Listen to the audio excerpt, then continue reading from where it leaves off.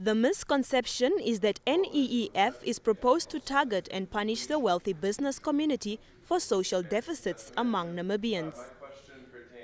The misinformed perception towards the framework, which is still in a draft form, could negatively impact or derail the process of closing the inequality gap. NEEF makes provision for any business set up after its adoption, especially those owned by whites, be required to avail 25% of its ownership to partners from previously disadvantaged racial backgrounds.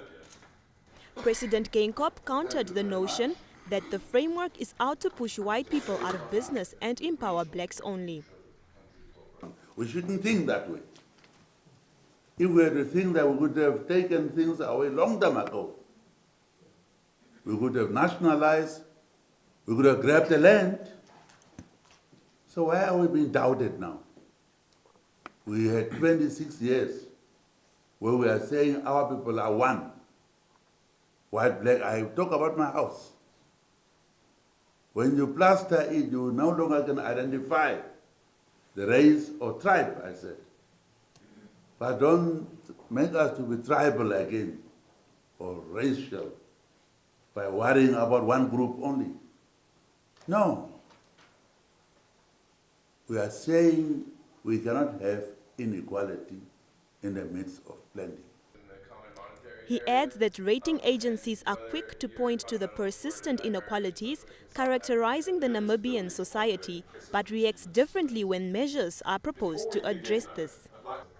The situation is also frustrating for Namibians that want to see government provide prosperity for all, regardless of the tribal or racial backgrounds. What we are trying to protect today may go up in flames when those young people are going to take up arms. It can happen. So we are saying while we still control the situation, let's start to address inequalities. Thank you very much. The head of state was responding to questions during a public lecture on Friday in London, attended by investors, analysts and development scholars. Diamond mining giant De Beers Chief Executive Officer Bruce Cleaver chaired the lecture.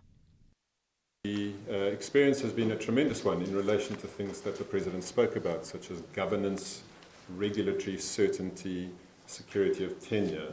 So those are things that lay a very firm platform for the future of Namibia. Prime Minister Sarakuwongelwa Amadila is expected to report to Cabinet on the inputs made by the business.